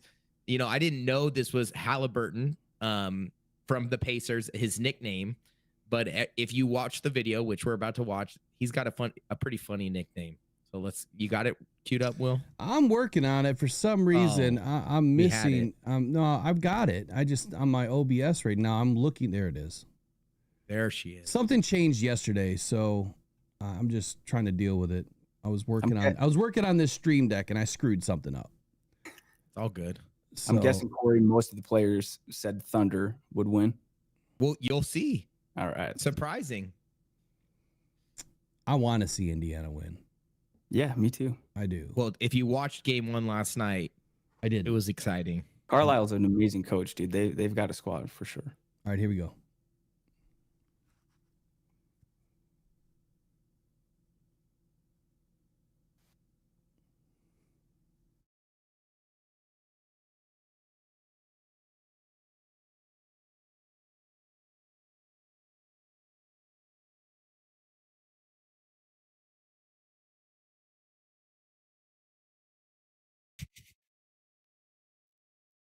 We don't have audio. Doesn't look like we have audio. Oh, See, I no. told you I screwed something up.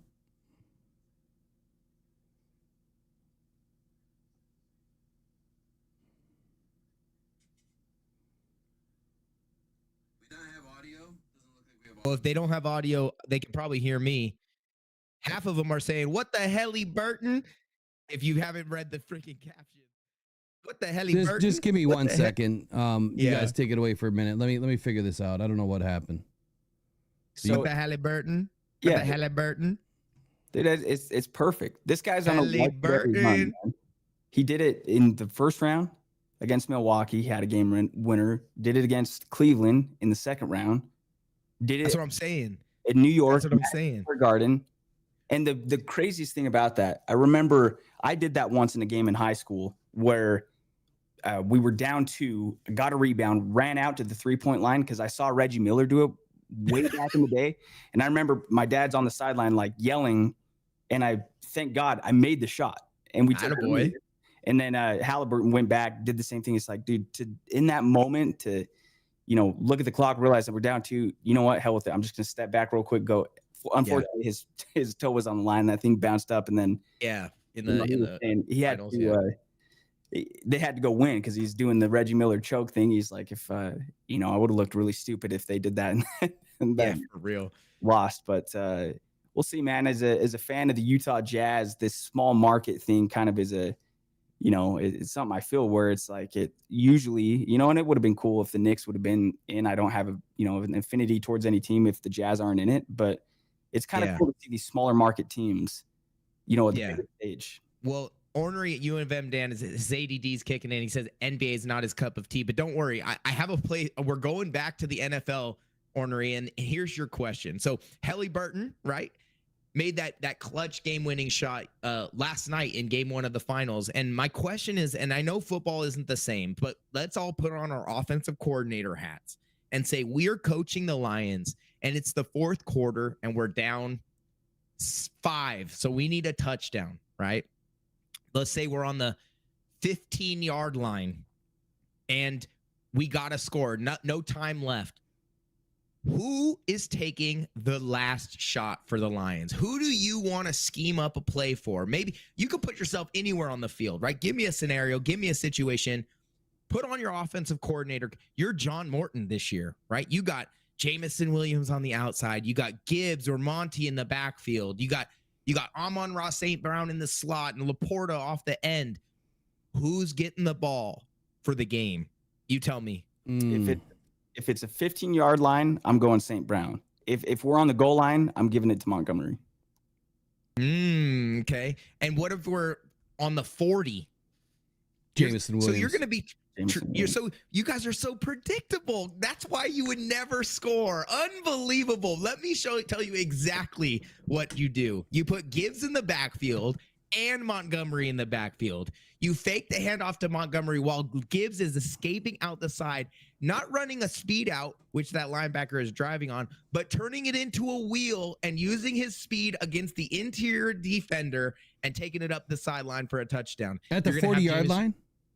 Anywhere on the field. You talking about Gibby turning it into a wheel?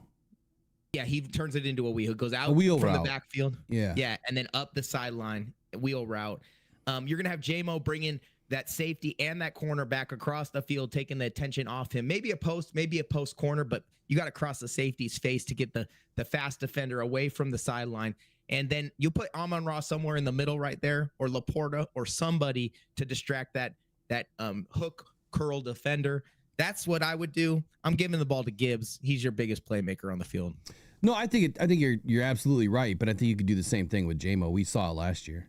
I just think it depends on where they are in the game and what's happened in that game, who's been your biggest producer. But yeah, that's a perfect play call. And that goes back to what Dan just said the other day. I think we're going to see Gibbs more involved in the pass game this year. All right, I think I got it queued up now. Let me go back to this thing here. We don't need it. Do we even need it anymore? Yeah. We might as well. We might as well. All right, for sure. All right, here we go. Halliburton. Andy versus OKC. Who you got? Yeah, who you got? Get the Halliburton. Andy. What the hell is Burton? What the hell is Cyrus? What the hell is Burton? Williams? What the hell is Ate? I'm going Pacers, man. What the hell he? What the hell he Burton? I got Andy. Indy a 5, bro. Hot take. It's gotta go 7. Gotta go 7. Shane, let me go 7. Man. I got OKC in 6, maybe 5. I got Indy in 6. Indy might pop. I got Indy in 6. Indy gonna pop him either game 1 or game 2. OKC. I've been saying this since like the second round.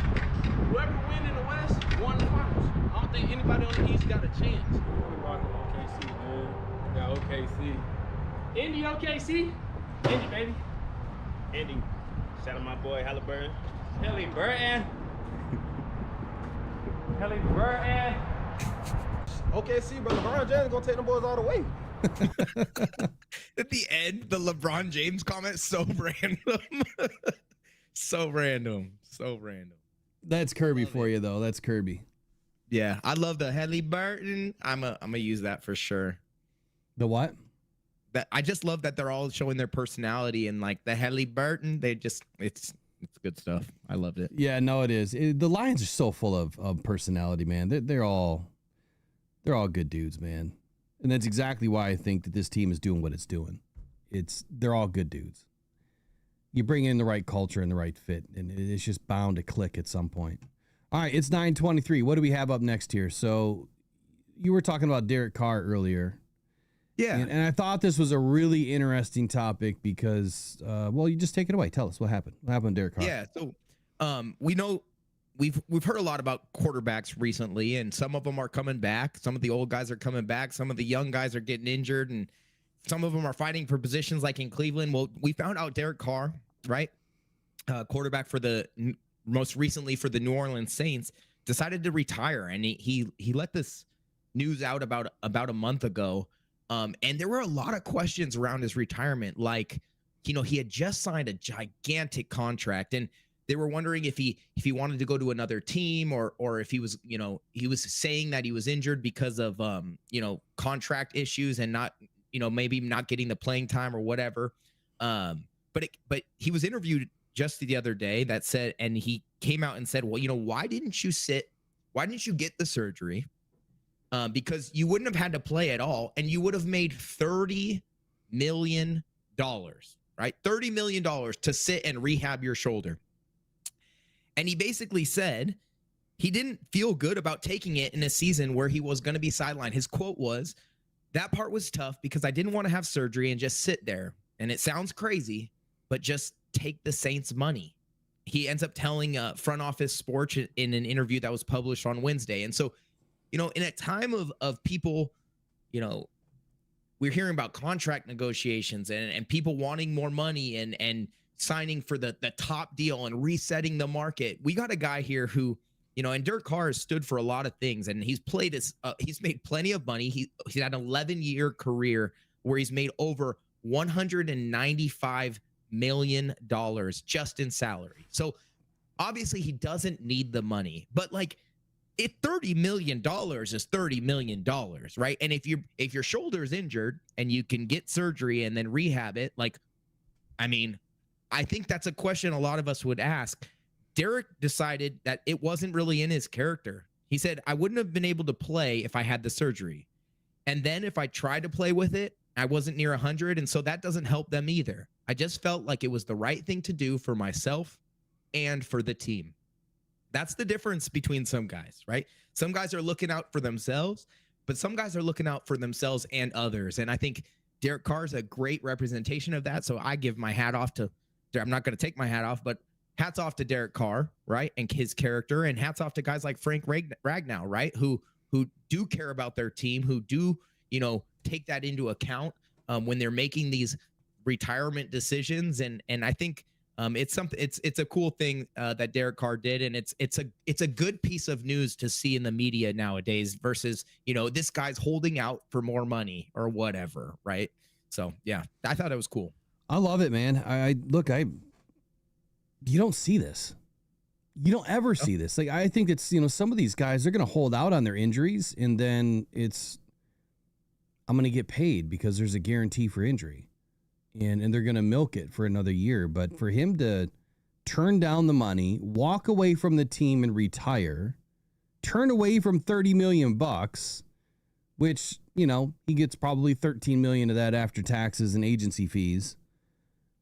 That's incredible. Like $13 million could set up almost any family for 50 years, you know, if it's invested right. So it's just crazy to think that he did that. But yeah, I think that that's the difference between guys that care, guys that understand things a little bit deeper, and definitely not the normal, right? Definitely not the normal. I think that the majority of guys are going to take the money. What do you think, Riley? Yeah, I think just what you said there. Maybe he understands things in a deeper level. There's more to life than money, right? I think once Derek Carr realizes I could have this surgery, I could sit out the year, but I really know I'm not going to come back and play. That's when it's okay to just stay in control of your situation. Stay in control, because it's kind of like what we saw with, you know, with the Lions and with Calvin. And I think it was a lot less than 30 or even 13 million, but it was the principle, right? But now for Derek Carr to just say, you know what, I know I'm not going to come back and play, so let me not just pretend for a year just to secure some money. I tip my hat to him. It's a smart and noble move to make. Yeah. There's a great quote that ends this little article that Yahoo Sports put out. And I will say it notes in here that he did get a $10 million roster bonus for this year that he was due on top of his salary in agreement for retiring and forgoing his full salary. So he's getting a third of that just for being good to the team, I guess. But at the very end, he goes in and he says, I never played just for the money. And I had a whole bunch of people tell me how crazy I was. And man, I would have never done that. I know probably a lot of us might not have been able to do that. But then he finally finishes it. And I think this is really what it comes down to for Derek Carr, because I know he's a man of faith. He's put it out there. He said, you know, kind of what his belief system is and that it's public. And it really comes out in this quote, the final quote of the article that says, that's all cool, but I've gained all these things that the world has to offer, and it doesn't really do anything for your heart. I knew my heart was at peace, and that's all that really mattered. And I think, you know, I kind of get chills, but like I'm a Christian as well, and you know, there are plenty of scriptures that tell you, right, like that's not where happiness comes from. That's not where peace and joy and fulfillment. And a lot of people who maybe aren't even of that faith will tell you, you know, like you can, you know, more money, more problems. Oh, right? yeah. Like there are a lot of people that get to the top of wherever, you know, the world says is the top of the mountain, and then realize it's empty up there and it's lonely and it's not all it was cut out to be. And so I think Derek gets that, and I think it's really cool for a guy at that level and with that perspective to share that, so that we can all see and put ourselves in that situation and say, man, I don't know if I would have done the same thing, but I think it's a great gesture. Good stuff. I'll tell you what, if I made, what was it, 192 million or something he made already? Yeah, 195 plus. Yeah, I mean, he's good. Like you're good. Generations of your family are good. Yeah. So it's for sure. It's yeah, you definitely don't hear about that. So I want to wind back to something that I printed yesterday. I haven't been writing as much as I usually do, but I will implore any of you that want to write, even if you want to be a ghostwriter, not use your own name, feel free. I'd love to get more people writing opinions about the Lions. And I'd be even willing to do, you know, other sports. So if it's Pistons, if it's Red Wings, if it's Tigers, but Detroit sports only. If you want to write, let me know. Reach out to me at mailbag@rockdown.com, and let's set up a quick chat and get you going. So experience or none, it doesn't matter. We just follow the same protocol and it can work. But yesterday I wrote something called "Can the Run Game Sustain?" And this is what I did last night. It was last night's, about an hour podcast last night talking about this article that I wrote. I don't know if both of you have written or read the whole thing yet, but I'm going to just throw out the key points. And I want to get your reaction. So the Lions have an elite running back duo. Agree or disagree? Agree. Okay. Last year, the statistical performance was crazy. 2,187 yards between the two. Gibbs, 1,412. Monty, 775. Obviously, Monty suffered that right MCL sprain that held him out of several games. Gibbs had 16 TDs, tied for first in the league with Derrick Henry. And imagine that, right? Derrick Henry is the the ground and pound kind of guy. More of that. I mean, he can take it from outside or 40 yards out, but he's the guy you're handing the ball off at the 10-yard line to go and score more often than from distance. 16 TDs for Gibbs, 12 for Monty. Gibbs was first, Monty was ninth. Both combined led the league for all running back duos in the league. Statistical performance, do you think that it can maintain from last year to this year, given the fact that Frank Ragnow's gone? But there's one other thing that we haven't really spoken about. Kevin Zeitler. When you look at the right side of this offensive line from last year, you have 3 All-Pros on the right side, including Frank Ragnow at center, Kevin Zeitler at right guard, and Kevin Zeitler at right guard and Penei Sewell at right tackle. All 3 of those guys ranked either second or third in the league last year for their run block and 12th to 16th for their pass block. Amazing performance by all 3 of them. I don't know of another offensive line that had that last season. Corey, do you think it's even possible that the Lions can maintain what they've been able to do the last couple of seasons on the ground, knowing that we lost 2 All-Pros, not just 1? Yeah, I mean, yes and no, right? Like, how lofty are the expectations, right? If we're saying Gibbs is going to have 16 touchdowns again, right? Like, then we have to take into account, does Monty get hurt for a certain amount of time and then need Gibbs to step in to that full-time role like he did last year? I don't know, right? Like, I would prefer to have it split like we've had. It's great to have 2 running backs that do complementary things that can keep each other fresh. I think that is a really nice luxury to have that not a lot of teams have. I had Gibbs on my fantasy team last year, and I was happy about it, right? I bet. So, yeah, I look like a genius. But to that be said, like, it's going to take time to get these younger guys, cohesive with the unit. Like you always talk about those links in a chain, right? Like they can't be pulling against each other. They got to all be working in unison. I think when you have Penei Sewell on one end, though, and you've got, like these guys that have been there, it might be harder to fill 2 gaps than 1, right? But you still know how to do it. And these guys, again, Tate Ratledge he has experience playing guard and center. Like he's a young guy. We have the young draft picks that were drafted last year. And I think that, I just think that we will continue to run the ball well because of the talent that we have in the backfield. And, we have a great line coach. We have great weapons around. You can only stop so much, right? If you're going to load the box, then we'll hit you over the top and we're going to make you adjust to it. So I think we will have success on the ground next year to the level that we had last year. Maybe not, it's hard to replace all pros, but it'll be close. I'll just put it that way. It'll be close. You'll be pushing that limit again. I think that there's a couple of things that you just said that it's part of why I wanted to spark this conversation. The Lions are multifaceted, and Riley, you saw it last year. Again, to his point, yeah, you load the box, we'll go over top. We'll take the top off with JMO. You want to play in a zone, we're going to hit you over the middle with Amon-Ra St. Brown. But the Lions depended on this inside and outside zone blocking scheme in the run game. And you need guys that can pull. You need guys that can get upfield in a hurry. You need guys that can get outside and get to their blocking details. And right now we have rookies, a lot of rookies. There's a couple of journeymen that are on this offensive line depth chart, but you can't tell me that they're going to be playing for starting roles this year. I think it's between Manu, Ratledge, Frazier, and Mahogany to take those 2 guard spots, unless Tate Ratledge does go to center at some point, which we'll talk about in just a moment.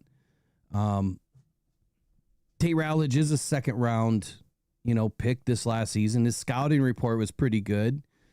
Frazier, 5th-round guy from LSU, his scouting report is really good. I think that Frazier obviously slipped in this draft quite a bit. The question is, with the Lions depending, so much on this outside zone blocking scheme, who do we have that we can really plug and play right now that is going to allow us to have similar production as last season. Sorry, I was reading something else. You're good. Yeah.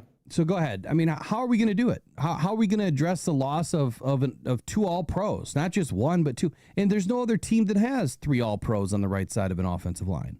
Yeah, when you started with this and when I was reading the article, I thought, I had the thought and I'm like, I just hadn't said it yet on the show, but it's not just Ragnow. It was also the loss of Zeitler. Where you have confidence for me is the talent that's still on the team. And then I look at it and say, okay, well, just like the Lions as a team may not win 15 games this year, the rushing attack may not have the same amount of yardage, may not have the same amount of touchdowns, but I don't necessarily expect Gibbs and Montgomery to have any type of a down season. I think they're still going to be potent. I think they're still going to be, it's a pair that teams have to scheme for and game plan against, but it might be more because we know that John Morton's going to emphasize the running game, but we know that he wants the explosive plays. We know that he wants to take the top off of defenses. And so maybe we'll see some shots deep earlier in games this year, as opposed to just establish it on the ground and then see if that opens up the pass. Maybe we'll see some over the top stuff earlier in the game. I expect Morton to mix it up and then just kind of go with what's working. So I kind of fall in that same line. They may have statistical production, but I expect the running element of this team to remain every bit as potent as it was last year. I guess I would agree. I think it's going to be a different dynamic this season. The question that I laid out last night was, is John Morton going to be as stubborn as Ben Johnson was? A good stubborn. And maybe Dan Campbell had a hand in that as well. So what happened often last year, one, I didn't like the switching every other quarter. It's, or every other possession. It's Monty in for the first possession, and then it's Gibbs in for the second possession, or vice versa. And then they would kind of flip back and forth. And then as you got into the fourth quarter, then they were blending on the same possession, it seemed like. I like saving the guys. I like, being able to save the legs, but I think that it also gives the defense a little bit more of an opportunity to figure you out. Okay, Gibbs is in. We know that they're going to run these 3 or 4 plays now. Everything's coming out of 11 personnel anyway, often. And then you can kind of figure out what they're going to do based on who's in. The versatility with Gibbs it didn't reach where I thought it was going to last year in the pass game. They did get him involved at times, but not enough. But let me move on to this last point, and then I think we want to get into a couple more things. But did Brad Holmes get it right? And we kind of started a little bit of this talk, earlier today when we were talking about defensive end. Did Brad Holmes get it right? So he drafts Tate Rowledge at 57 in the second round. He doubles back and drafts Miles Frazier at 171 in the 5th. Rowledge, as you guys have heard and seen, that he was number 2 on my board, but number 1 in the second round. And I thought it was a perfect pick, for where we were.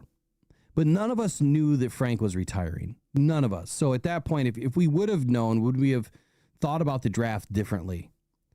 And not one word was leaked, right? I spoke how the previous quotes of Dan Campbell, Brad Holmes, Hank Fraley, after the fact, when you go back and read them again from months ago, point that there was something going on. But again, we didn't know. So the question is, why didn't the Lions draft a center then? To just be sure, no matter what, we've got the future. Brad even said that in a press conference where he said, some people say that we should draft a center to back up Frank. Just not going to do that, is what he said. Same thing with defensive end. He was trying to make that parody or analogy there. Here's my answer. Jared Wilson out of Georgia, so Tate Rowledge's buddy, was the only viable center, I think, to really compete for snaps with Glasgow immediately as a true center. Doesn't mean that Tate Ratledge won't get there. He was drafted in the 3rd round at pick 95, 25 picks after the Lions grabbed Tesla and traded 2 3rd-round picks to do it. A lot of picks. I think that they probably could have saved those picks or maybe given away some more picks to draft Jared Wilson. Or maybe they thought Jared Wilson was going to be available later on. But they didn't pick again for a long time. I think it was like 190 or something like that the Lions picked again. So the question is, did Brad get it right? My answer was, I think he did, because when you look at the centers, Drew Kendall was drafted at 168. Lions had an opportunity for that one. Jonah Monheim was picked at 221.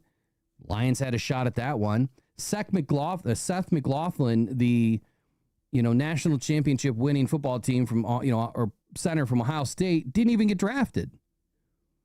And Jake Majors from Texas, another team that was in it deep last year, was not drafted. That kind of blew my mind when you go back and look at 2 of the best centers out of college didn't get drafted. So this was just not a draft that was loaded with top-tier centers, or you needed some guys that can convert, and maybe there's not guys that could convert easily. Gray Zabel was my pick for the Lions to be that guy that could convert to guard or center. He was gone at pick 18. So let me ask you, Corey, the depth chart had 2 centers behind Glasgow immediately backing up Frank Ragnow. Brad had to be feeling good about the depth of this roster because the guys behind him have been around for a little bit. Mahogany and Manu drafted last season. Frazier and Ratledge drafted this season. Any one of them could probably play center outside of Manu. Yeah. So what do you think? Did Brad get it right? Yeah. What would you rather have? A guy who can play guard and center, or a center who's maybe your scouts say aren't as good as him at either position? Like, we just don't know, right? When they, like I said before, when they scout out, the potential draft picks, they give them a grade. They say, well, this is what we see him as. Like, we see him as a long-term starter. We see him as an all-pro caliber player. We see him as a depth position, right? Or special teamer or whatever. If they graded out all the centers and only one was a, starting caliber center in their book, right? But then they had a guy in Tate Ratledge who was a starting guard and potentially, a depth at center. Why not take the guy with multiple position versatility, right? Then reach for a center who you don't think is actually going to be that good. And maybe now, and we don't know, right? But maybe now they have somebody for next year's draft. Like, I know the center at Boise State is an NFL caliber football player, right? And it's like, if you have someone on the horizon, it's like, hey, we know there's going to be a deeper center class next year. Let's wait and grab this guy now.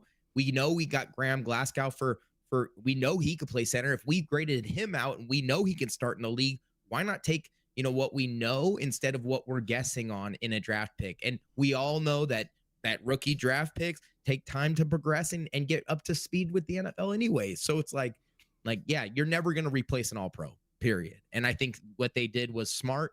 They got multiple offensive linemen in the first 4 rounds, and then they still came back and got other positions of need at later picks. So yeah, I would agree. Obviously, I felt the same way. In the article, my answer was yes too. That I think Brad got this right.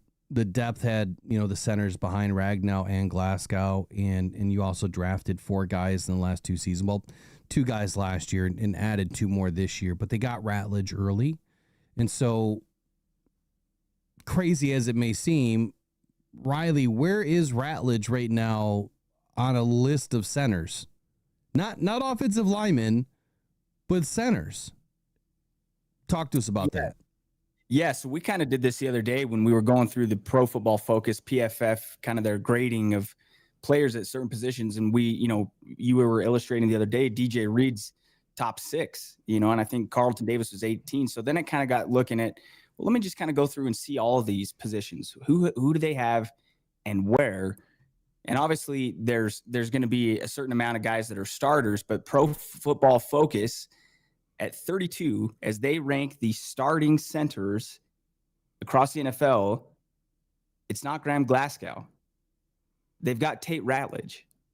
So now it kind of begs the question, do these guys know something maybe that we don't know? And we talked about this, pre-show I kind of have the thought if Pro Football Focus is making a guess, that it's an educated guess. So they may know something that we don't know, but they've got Tate Ratledge at the 32. So he makes the list before he's even taken a snap. Again, putting him ahead of Graham Glasgow. So I guess that begs the question: do they know something that we don't know? Is Ratledge going to be starting at center? Is it going to be Graham Glasgow? I think it's going to be Graham Glasgow, at least for week 1. But they may be already targeting that Ratledge is the guy at center to ultimately take over for Frank Ragnow. What do you think, Corey? Does PFF know something right now that we don't? I mean, how would you examine that? They're putting Tate Ratledge on a list already. I would not say that they have insider information, because I don't think the Lions are telling anybody what they're about to do. But I think they're projecting out into the future, and they say that this dude could be their future center. And I think what they're doing is they're kind of, covering their own butts by putting him at the very bottom, right? It's easy to say he's the 32nd best center, right? Because he's guarding him. You're grading him against basically nobody at this point, all backups. And so it's like, if that is where we go, then we have the worst one in the league. I bet you if we did put him there, Dan's not going to put him there if he's the worst center in the league. I'm just saying, like I don't think that's a realistic thing. And I don't think he probably plays center to start. I know that's a more complicated position. You got to know a lot more and be more, adept at running the offense and picking up blocking schemes and things like that. And so I think you give that to a vet who's done it in the league before, and then you bring your younger players along. I think PFF is just, saving themselves any thinking by just throwing him in there at the 32nd. Because I don't think if you put Graham Glasgow in there, you have to, they don't have any data on him at center. So they would have to really actually put on their thinking cap and figure out where he fits in there. And it's just, maybe they don't want to do all that. So it's easy to put the rookie at the bottom because he has never done it yet. So you're saying that they don't have any data on Tate. Yeah. And he hasn't played, he had 0 snaps at center in college. And I mean, being right guard, you would think that he could move over to center, right? And having some help. I heard this from someone the other day that, he'll have help, right? He'll have Penei Sewell. He'll have Taylor Decker that can help him get up to speed quickly. And if it's not Graham Glasgow at center and it's Graham at right guard, which I believe that's where he belongs, because at left guard he struggled, you have a guy next to you that can tell you what's going on, that can get you up to speed, that can help you in game if needed. Or maybe Graham's making the calls and Tate's hiking the ball. You don't know. There's so many different ways that they could do that. Graham had played center a couple of times for the Lions when Frank went down, and I think he did a really good job. I mean, for the limited amount of snaps that it was, and I think he had one whole game 2 seasons ago, or not last year, but the year before, I think he had a whole game at center. I think he was graded out plus 80 on PFF, which is pretty good for a center. I find it odd that they put him at 32 as well. And to your point, putting him at the bottom because they don't have data makes sense. But I'm going to put the tinfoil hat on and say they probably heard something, that they're going to try to groom Tate now, and that they're going to try to put Tate at center as quickly as possible. But I think that one thing remains true. Training camp is going to tell us a whole lot about where he belongs.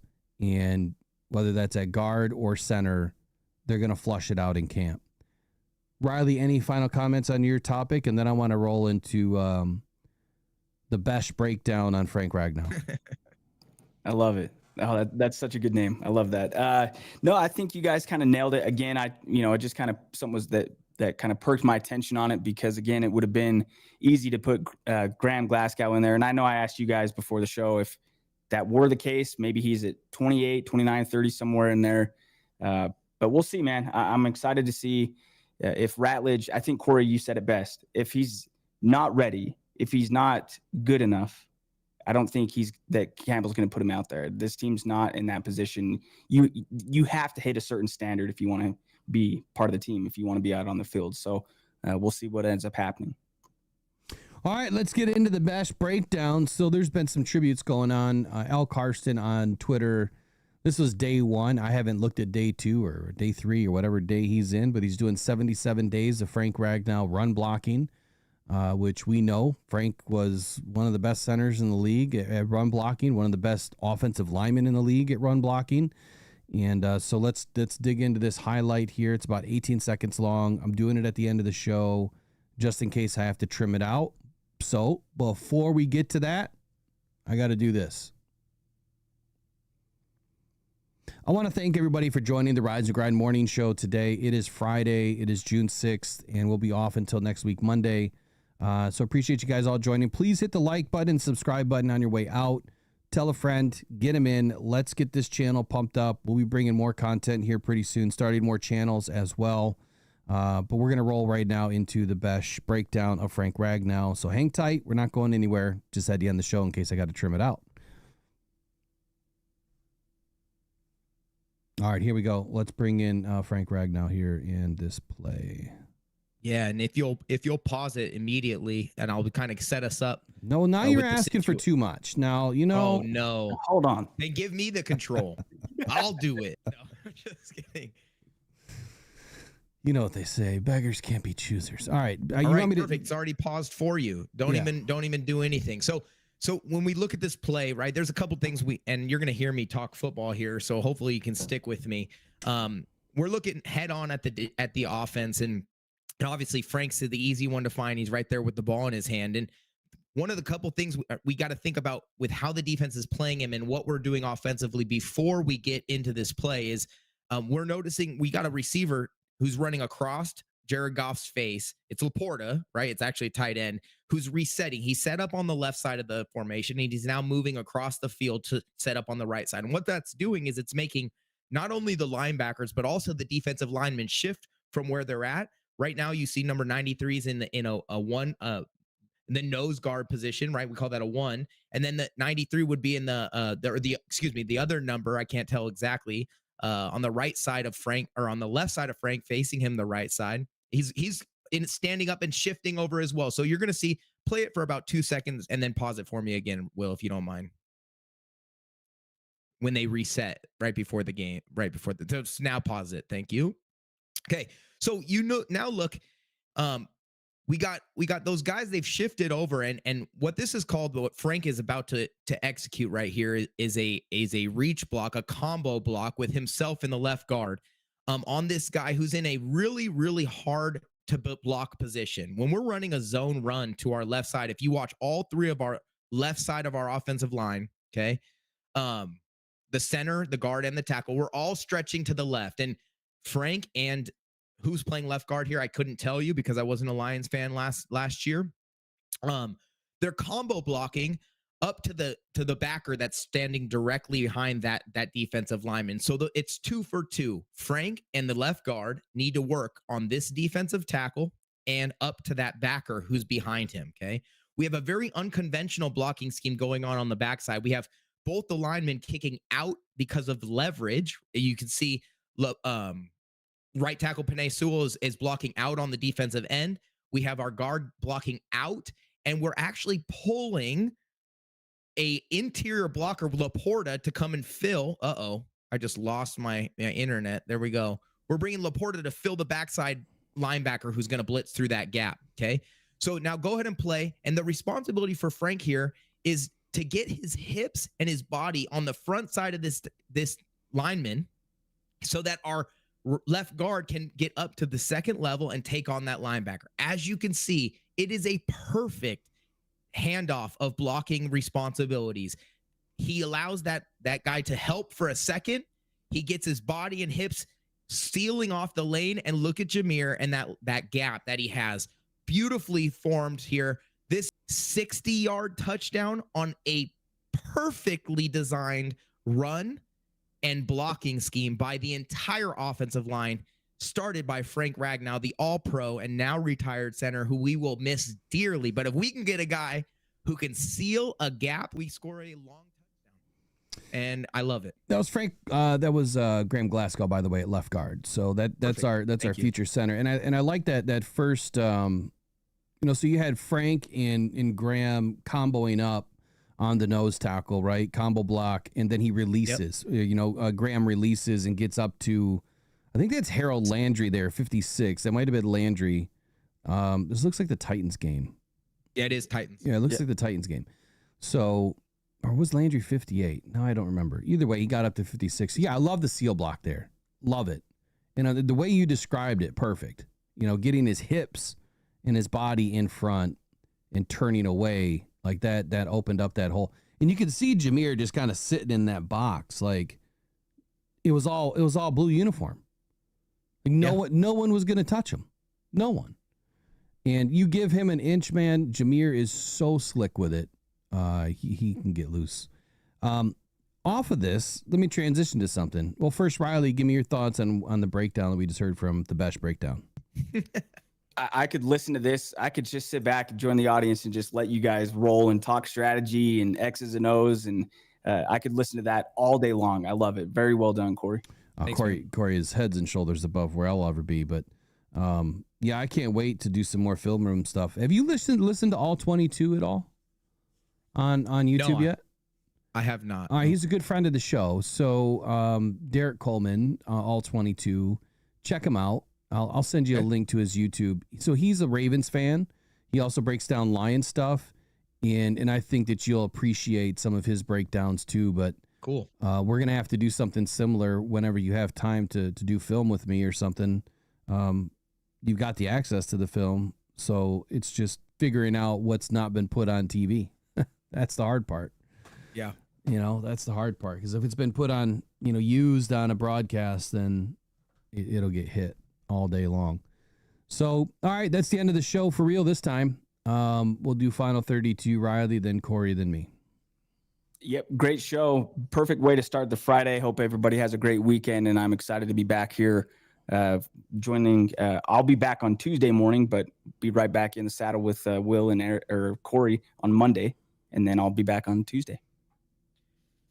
Yeah, my 30 is I no guarantees for next week for me. I might be on the injured reserve list. I'll be in Arizona with the family. And so, unless I'm waking up early and getting on my phone, you may not see me, but I'll do my best to be available. If I'm not here, I'll be back the next week after that once I get back into town. But another great week, and looking forward to training camp. Cannot get here soon enough, man. I'm just so ready. Is Ahmed going to get a chance to come out? To where? To Arizona, or is he staying? Oh, no. Ahmed's going.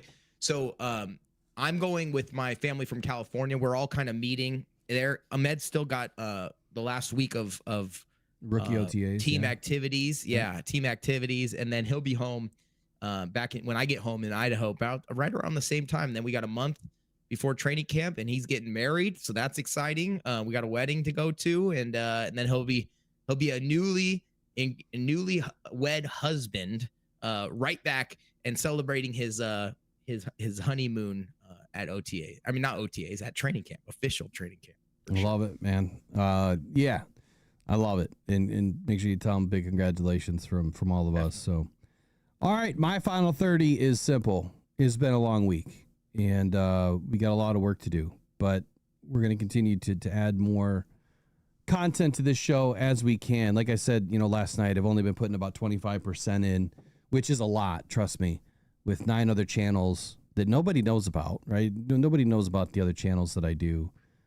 This channel, I'm gonna put a lot more energy into it, and hopefully now that we have some more guys around, I think that Eric, it just helps to have more guys doing some content, so I don't have to do all of it. But I think Eric is going to be back next week. I know that he was up in Canada this week doing part documentary, I think part vacation, part whatever. But I think that he'll be back, so I'll try to touch base with him this weekend. So it'll be interesting to hear about what he did this past couple of weeks. And yeah, to your point, man, training camp, it can't get here fast enough. We'll be giving out training camp tickets like we do every year. Last year we gave over 100 away, and this year we're going to give probably the same amount. But I'm going to do something a little bit different with it. I want to do, get-togethers and meet people and have some fun with it. So we'll see you guys. I should be there at some point during training camp. So hopefully see you there. Yeah, no, we'll have to line it up. So you just have to get me an extra VIP ticket, and we'll be good to go. So You got it. You're a media member, brother. You're credentialed. You got the VIP yeah, ticket. but It see, goes around your neck. getting credentialed with the Lions is so hard. Like, it is hard. Oh, is it different? Okay. There is some like the Seahawks. They allow random independents to get credentialed. And they had one last year that did a really good job. And so it just takes time, right? If you're not ESPN, Sports Center, The Athletic, PFF, it's hard. But I've reached out. I'm just waiting to hear back on and the problem is I'm 3 hours away, so I can't be there every day. And I don't know how many credentials they're going to hand out to people that can't be there every day. So anyway, we'll be back next week, and we'll see you guys over the weekend. Have a good Friday. Take care. Probably go to Detroit Lions. We'll see you next week.